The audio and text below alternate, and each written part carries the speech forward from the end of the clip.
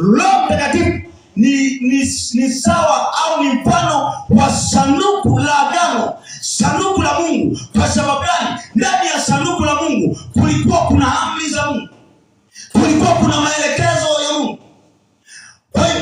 Kwa sababu hiyo, huyu mke wa Finehasi alipokuwa katika hali ya uchungu na karibia kuzaa, walimfariji, walimwambia ya kwamba usiogope, lakini anakumbuka ya kwamba sanduku la Bwana limetwaliwa na Wamisri. Kwa maana hiyo kuna utukufu wa Mungu umeondoka ndani yao. Kwa sababu gani? Akapata hofu, akajua ya kwamba ni wakati wa kuangamia kwao, ni wakati wa kuteketea kwao. Kwa sababu gani? Utukufu wa Mungu umeondoka ndani ya wana wa Israeli. Kwa hiyo ninachosema ni nini katika nyakati ambazo tulizo nazo? Katika ulimwengu wa kiroho kuna alama ambayo ya kimungu ndani ya mwanadamu, ambayo Mungu anaitumia kuachilia utukufu wake, uwepo wake.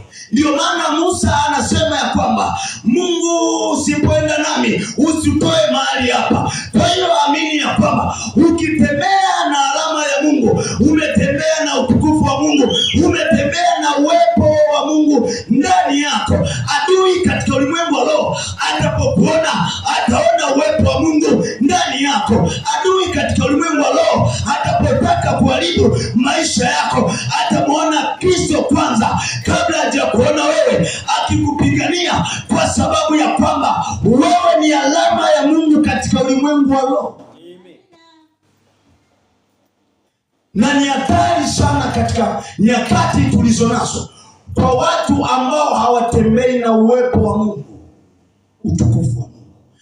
Kama utukufu wa Mungu ukiondoka, ni zaidi matendo ya kimwili yataanza kuambatana na wewe. Kwa sababu gani? Kuna utukufu wa Mungu umeondoka, lakini kama utukufu wa Mungu upo ndani yako, yeye atakufundisha. Kwa sababu gani? Tunaona Roho Mtakatifu, yeye ni kiongozi, yeye ni mwalimu. Watapoleta vikwazo vya ibada, wewe utasonga mbele. Kwa sababu gani? Mwalimu ambaye ni kuhani anayekufundisha yupo ndani yako. Watapoleta vikwazo, wewe usifanikiwe, utafanikiwa. Kwa sababu gani? Utukufu wa Mungu upo ndani yako. Ndio maana Biblia inasema ya kwamba katika kitabu cha Agano la Kale, alipokuwa akitaka kumuumba mwanadamu, akasema na tumfanye mtu kwa mfano wetu, kwa mfano wetu. Kwa hiyo kama Mungu ametufanya kwa mfano wake, kwa hiyo tuna alama ya kimungu katika ulimwengu wa roho. Kwa hiyo kama tuna alama ya Mungu katika ulimwengu wa roho, sisi ni wana wa Mungu, tumebeba utukufu wa Mungu, tumebeba uwezo wa Mungu, tumebeba chapa, tumebeba uzilisho,